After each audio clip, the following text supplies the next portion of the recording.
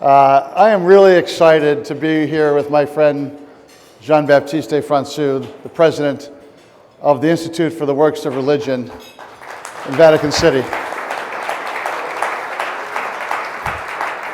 So the Italian acronym is IOR, so you'll hear us say IOR during our remarks, but I actually met Jean-Baptiste at Notre Dame.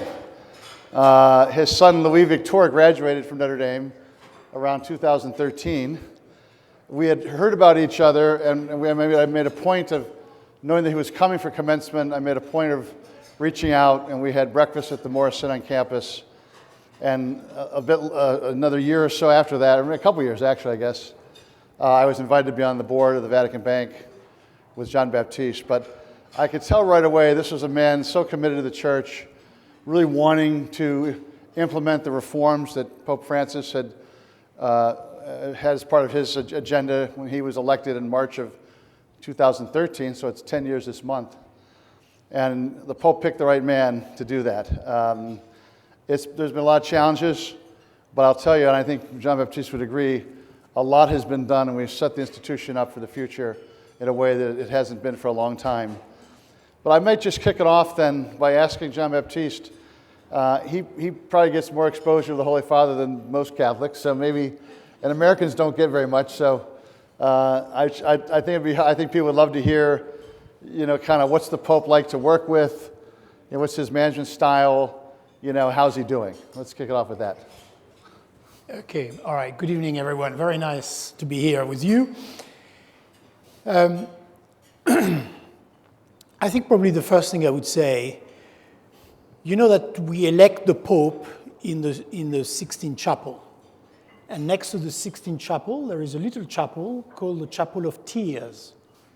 Because once the cardinal that has been elected is elected, he retires into this Chapel of Tears where, amongst other things, he gets his new vestment.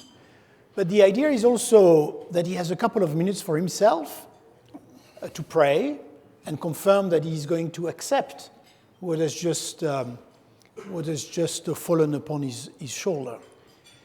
And I think it's very important to remember that it's called the Chapel of Tears because for anyone to be elected Pope is the worst job anyone would dream to have. I mean, the complexity of the responsibility of being a Holy Father, I don't know if we can say particularly nowadays versus the past, but from the little that I know, it's not a job that you want to have. And it spans from so many different subjects. It touches so many different sensitivities across the world. And of course, it includes finance, because the Holy See is a sovereign state. And as part of being a sovereign state, it has to manage its own finances. And that's how the Institute, the IOR, gets into the game. So first and foremost, and the Holy Father always says it, please pray for me. I think he deserves that we pray for him. And of course, one will never have a Holy Father that meets everybody's wishes and everybody's criteria, but we have a Holy Father that was sent by the Holy Spirit, and we should always recognize, one, the uniqueness of his role, and second, the difficulty attached to his role. Now, how is it to work with Pope Francis? Now, I have had no experience with other popes, because first and foremost, I never really did anything for the church in the past. My wife and I and our children are devout Catholic, but I sort of went at Mass and left after Mass and never had anything to do with church rather than beyond attending Mass. And that then fell upon my shoulders in 2014. And the Pope is a very demanding man. He's a very demanding man, but a man with a lot of humor. And the story I like to say is, or a story I like to share, is one of the first time I met with him.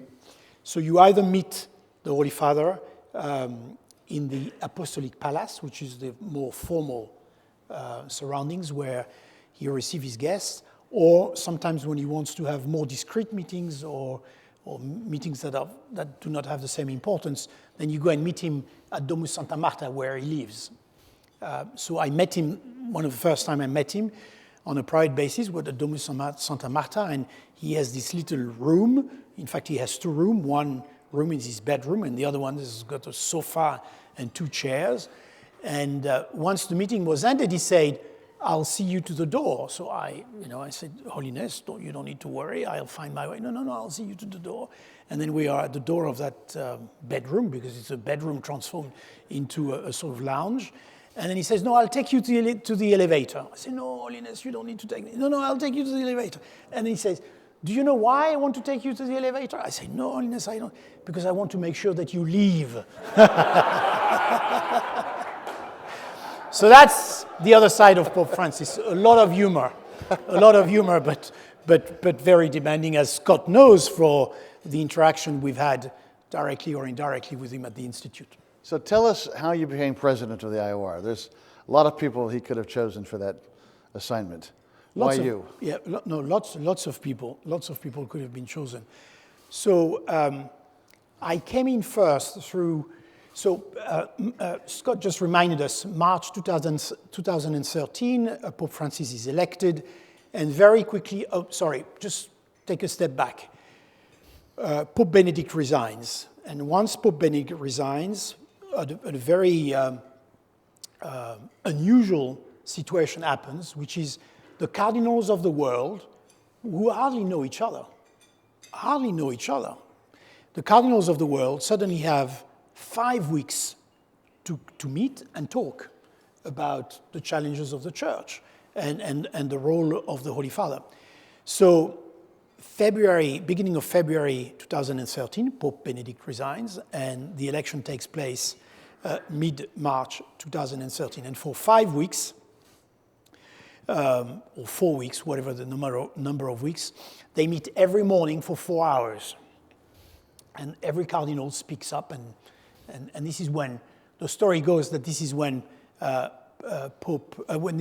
Cardinal Bergoglio stood up and impressed so much the cardinals that meant that he then was elected Pope. So that's a very specific set of situations. But one of the main themes during those 4 weeks of meetings is we cannot accept any longer the financial scandals that are occurring in the Vatican, but more broadly in the Catholic Church. And we cannot go on and say something and do exactly the contrary. So, go about teaching something and doing ourselves exactly the contrary. And in a way, that's the mandate of the future Pope. He knows that he will have to reform the Vatican and the financial activities of the Vatican. So as soon as he's elected in March 2013, he sets up a couple of commissions to try and advise him on what reforms are required. And one of those two commissions, there were two commissions, I happened to be asked to join that commission by complete coincidence. I used to be a board member of a foundation in the US, and that foundation, the CEO of that foundation was very close to a Monsignor in the Vatican, and that Monsignor, for those of you that may know him or know of him, Monsignor Wells, was a Monsignor that Pope Francis, right after his election, chose to try and help him to go through the arcade of the Vatican. Anyway, Pope Francis asked him willingly, because the Pope did not want to go through the Secretary of State, the Pope did not want to go through the established government of the Holy See, because he wanted to have free hands, asked this US Monsignor to select for him 7 lay people across the world to put up a commission to help him drive the necessary changes on administration and finances of the Holy See. So this is how I came into the Holy See. My name was put up and I accepted. And after 9 months of work, we had 12 specific subjects we had to review. The Pope gave us 12 tasks or 12 items to review. And after that period was ended, I was asked to take the chair of the IOR. I was invited to present to one of those commissions. You were not able to be there that day, so we didn't meet in person until you came to Notre Dame. But but it was quite a distinguished group of lay and religious throughout Vatican City, and it felt like this was a serious attempt to really make some changes. I think people would love to hear a little bit more about kind of the history of the IOR. When and why was it started, and what does the work of the IOR do for the Holy See? What works does it support? Yeah. So the story goes back to the Second World War, where the Vatican, a sovereign state, should never forget that the Vatican is a sovereign state, surrounded by the Nazis at the time, needed to have its own financial tools to be able, amongst other things, to continue to liaise with the rest of the free world. And so this is when, at first, the Institute was created. Over the years, the principal role of the Institute, it has changed over the years, but originally, and it continued throughout those years and continues as of today, it's to be able to transfer cash. And today it's a particular important mission in those countries that are particularly against the Christian faith.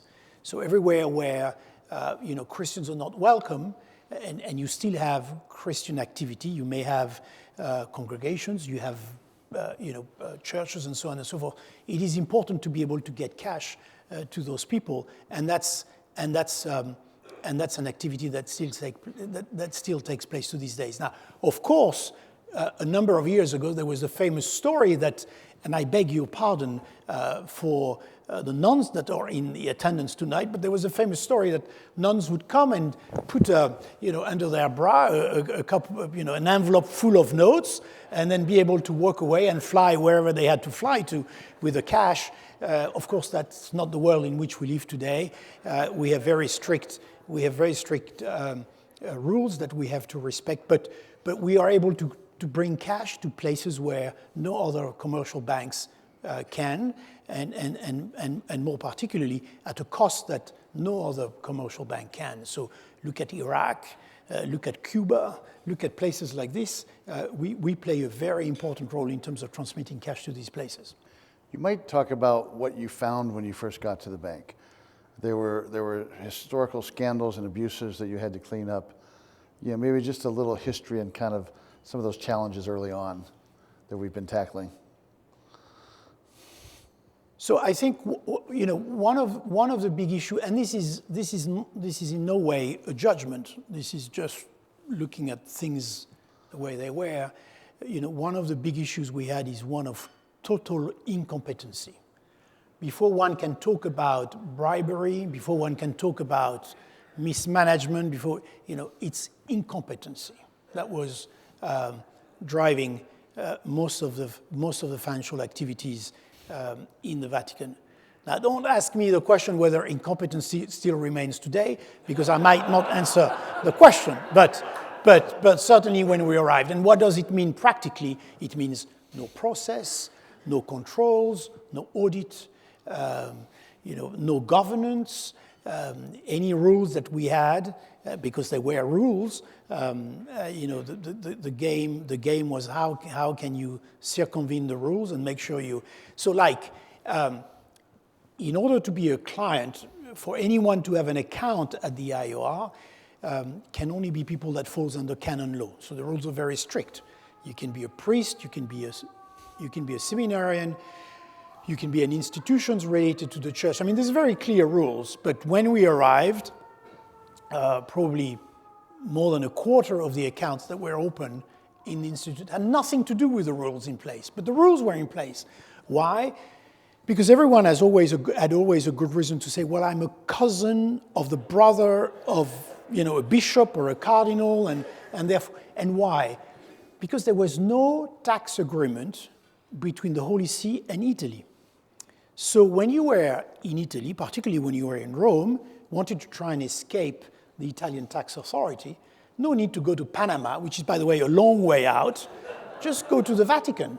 And if you manage to get an account open in the Vatican at the Institute, you'll be completely off the radar of the tax authorities.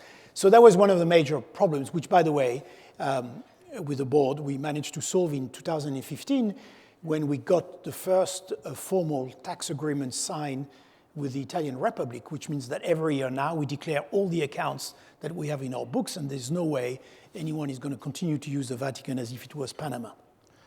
What are some other services the bank provides the Holy See? So the services are, as I said, traditional retail banking to a limited extent. We're not a very sophisticated institution, with a view notably to transfer cash across the world. And second, we manage assets on behalf of the few congregations or dioceses or even Vatican institutions that give us money to manage. Yeah. Now, maybe I should say, Scott, a point which is quite important is one of the critical aspects of the IOR is the IOR belongs to the current pontiff. So whomever is the pontiff, it's effectively, under canon law, a private property of the pontiff. And the results that we generate on a yearly basis are given to the pontiff for the work of religion. Hence the fact that our name is the Institute for the Work of Religion. So practically, every profit we made is handed over to Pope Francis nowadays, and Pope Francis decides what he's going to do with his money, as to do some more work of religion. What would you say you're most proud of that you've accomplished and the board's accomplished over these 9 years now, almost 10 years? We survived. Yeah. It's a good start. It's a good start. No, I think we've been consistent in what we've been trying to do. As Scott knows, particularly with Scott, deep expertise in so many areas. But the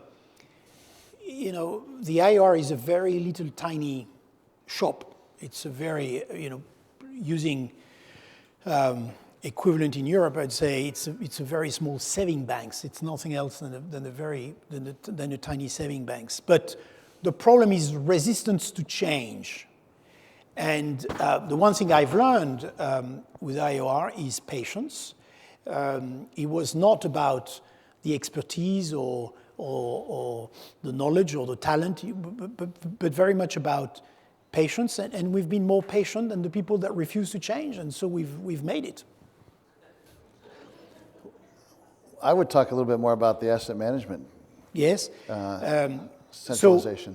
So on the asset management front, when we came, there was hardly no investment process, no investment philosophy. There was no investment culture. People that would pretend to be managing money would do this, whenever they had a free time or whatever. So the first thing we did, certainly with the help of Scott, was face consistent investment. We had to try and get into this little organization the absolute necessity to, for whatever we did in terms of investment, to bring that face dimension to what we were doing. And for us, even more than for anyone else, because our offices are right underneath where the Pope appears on Sunday for the Angelus. You see him on the 3rd floor of the Apostolic Palace, where we're on the 1st and ground floor. So, and then the Pope says something, and we used to do exactly the contrary. When we arrived, you look at the portfolios we were managing, you name it, we had it. Why? Well, because performance might be better.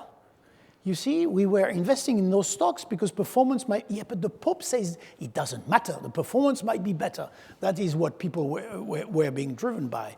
And so changing that culture, not just at the IOR, but also amongst the Vatican officials that in some shape or forms are also in charge of some financial aspect, was very, very important. And we'll maybe say a word or two afterwards about Mensuram Bonam, but that was part of the exercise, changing the culture. One of the things we tried to do early on was create kind of Vatican asset management, which the whole idea was there's so many pockets of money in the Holy See, let's put them all together. This is sort of an obvious thing to us, right? And have the economies of scale, you hire outside money managers and have a professional team as opposed to 5 or 6 different major entities trying to do their own money management with a mix of lay and religious and not really accessing the top people. So we weren't able to accomplish that early on, but more recently, the Pope has now realized that notion is important, and he has asked the IRR to become the central asset manager for the Holy See. Had a lot of resistance, but it's starting to happen. People are starting to move deposits into the IOR. Outside funds that were being held outside are moving into the Holy See. So hopefully they will be able to build on that, because that could be really powerful. Very important. And remember, the Vatican is, the Archdiocese of Chicago is much richer than the Vatican. Of course, we have, cash-wise and securities-wise, of course, we have the Vatican Museum, we have a lot of real estate, but that's not what we are talking here when we talk about asset management. And so more or less, you're looking at between 2 and 3 billion of euros invested in the markets. And those 2 or 3 billion of euros invested in the market were split between 5 different investment centers. And those 5 different investment centers, in most cases, had hardly any expertise. But more importantly, we're not talking. So in a way, we were acting once against the other, potentially, in the markets. And so, the losses or the money that we were not making because we were not adequately staffed to manage money, plus the number of errors, plus the potential for abuse that we've been exposed to, means that the amount of money we have lost in the Vatican is considerable. But let me share with you one number, because it is important that people realize this. Between the year 2005, 2008, until probably 2014, we believe that probably the Vatican has lost about €1 billion in situations where we've been abused. Wrong products, level of fees, you name it, and we were there. And that's the culture we've changed. So amongst the biggest achievement we have been able to deliver is this ability to make sure that there is now a system in place where hopefully what the Vatican has gone through in the past will not repeat itself. You mentioned, thanks,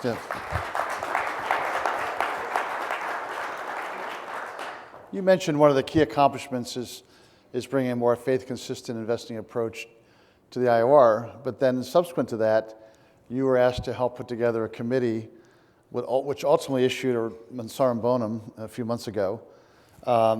Maybe just talk about, what was the process used to develop that paper, kind of who was involved, and how long it took, and kind of how you feel about the outcome. Well, that was very much, as you know, Scott, because indirectly you were very supportive of all the efforts, and the University of Notre Dame was very supportive and helped us a lot. But it started from what we had seen at the IOR, which for me was an eye-opener as to what was happening in Catholic finances, generally speaking.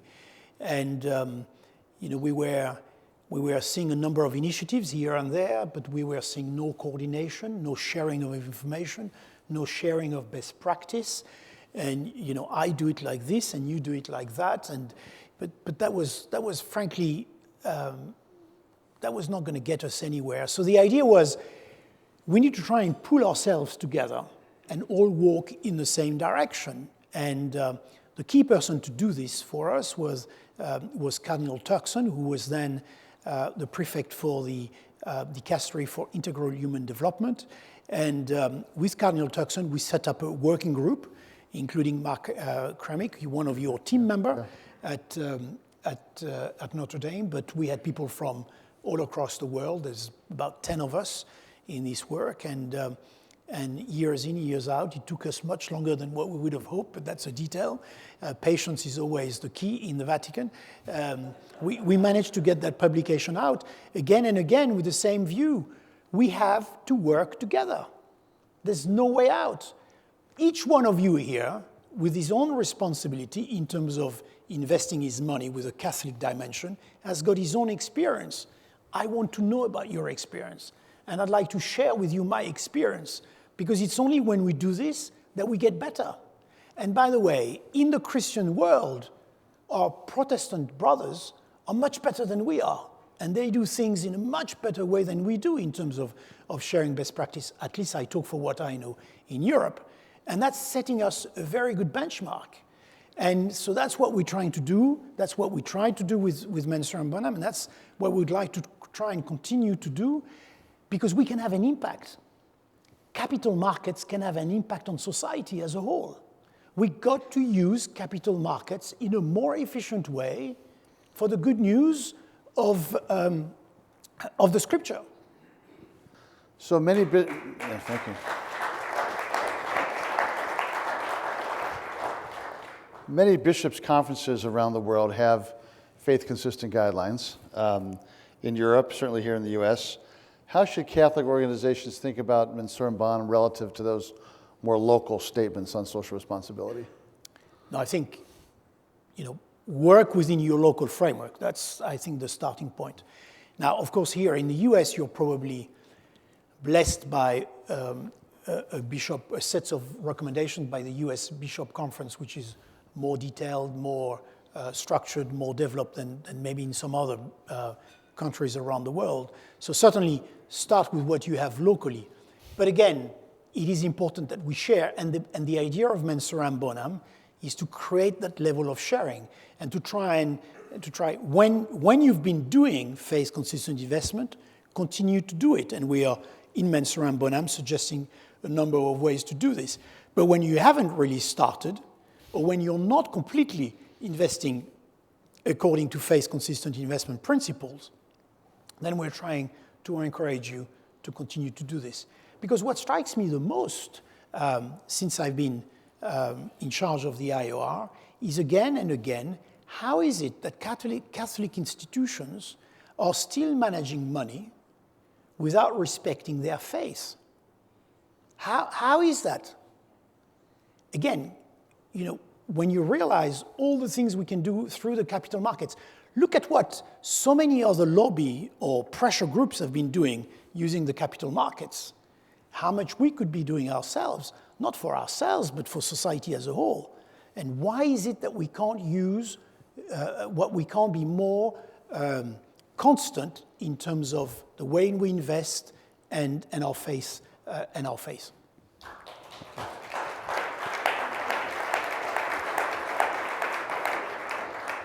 I'll ask one more question, then we'll open it up to some questions from the audience. But you've got 1 year left, it sounds like. That's good news. I think the Pope's going to make him stay on, but it'll be 10 years. But what else would you like to accomplish in your role as president of the IOR? Well, I think so what we've done mainly was, to bring some order and some logic and discipline into the day-to-day activity of this institute. Again, a very small institute, not very complicated, changing the culture and making sure we were able to work with the rest of the Curia is far more complicated, but we've done it. Again, thanks notably to the support of Scott. I think what's very important for us now is to make sure that we finalize the centralization of the asset management activity within the IOR, not to make the IOR any bigger or any, whatever, but to make sure that, the way the Vatican manages its own money becomes a role model.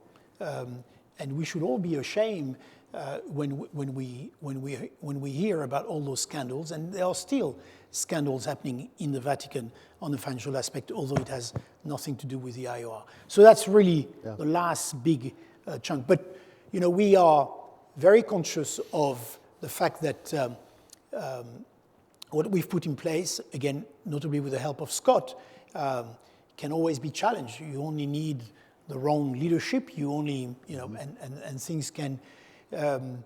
So constant is very important. And so we get outside audit probably every 16, 18 months. We get audits that come out and check the work that the teams are doing, particularly when it relates to money laundering, particularly when it relates to all those basics principles that applies to banking activity. By the way, we've just been named in Europe the best institution as far as meeting what we call the Moneyval rules, which are the pan-European anti-money laundering rules of any institutions in Europe, and that's a very important achievement. But the key for us is we will be gone one day, but what remains behind us needs to be able to continue, and that's really what we are working on constantly, and that's part of the effort of changing the culture. Very well said. Thank you. Okay. I know folks have some questions of Jean-Baptiste, so let's open it up. There are microphones, I think, as well. Thanks. Thank you for your words. I'm Molly Herman with Raskop Foundation for Catholic Activities. I'd love to hear you speak to us a little bit about the solidarity economy and just your framework and your thoughts on that concept and how you approach that with your daily work. I'm sorry, solidarity of? The solidarity economy, Okay. kind of the concept of one global face and both the planet and the people and the connection to Laudato Si and how we approach our investing through our faith lens through one economy. And Mensuram Bonam talks about that. Yes. Actually, as well. Yes. That we're all one people in a common home, and that it really is a call to action. It's not meant to be prescriptive in the sense of you have to do this, this, and this. It's meant to be a dialogue for Catholic organizations to talk to each other about these various principles in the spirit of solidarity. So it does speak to that. If you hadn't had a chance to read the text, I would do that. It's fantastic. Okay, good. Yeah.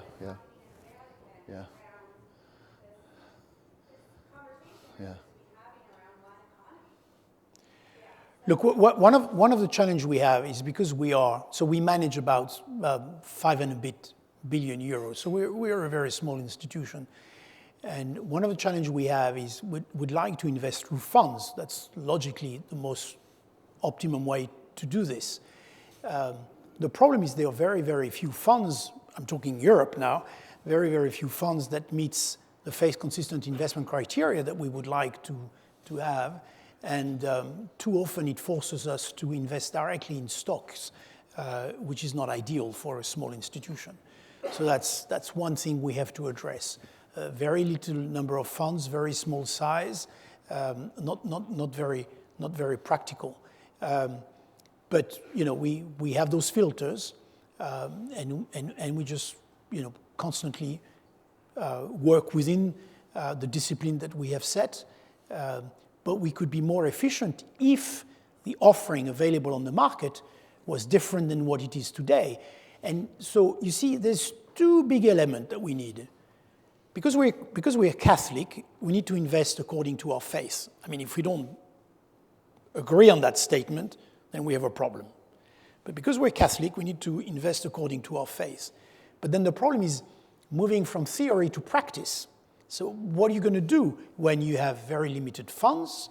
Funds are too small, very limited information. And so there's a need to help the market develop. CIS here in the US, we need a few CIS in Europe, but we also need training. I'm always amazed by the number of people that would come and meet with us in the Institute that have limited understanding of the social doctrine of the Church and the basic principles that we should use to invest our money. And what I'm about to say is factual. A couple of months ago, and Scott is aware of this, one of the top guy in the Vatican, a cleric, it's a detail that he's a cleric, but he happens to be a cleric, in charge of money and finance, telling me, he says, but if we go along the line of what you're saying, we are not going to make as much money as we used to in the past. Well, that's a cultural revolution. And we have to push for this, and that means training. And so there's a great need of training to enable us to move forward on those aspects.